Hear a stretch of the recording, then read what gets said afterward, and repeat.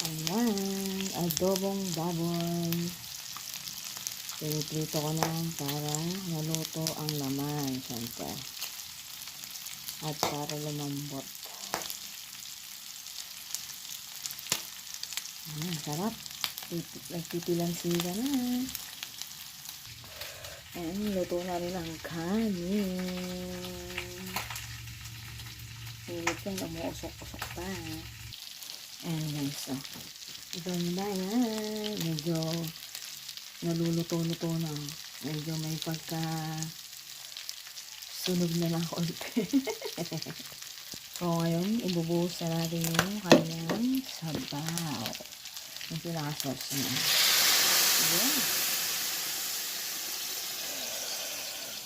Yes.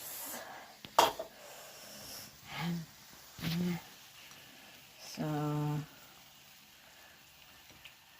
timplado na yan. So, tatakpan ko na lang. Then, maya-maya lang, luto na yan.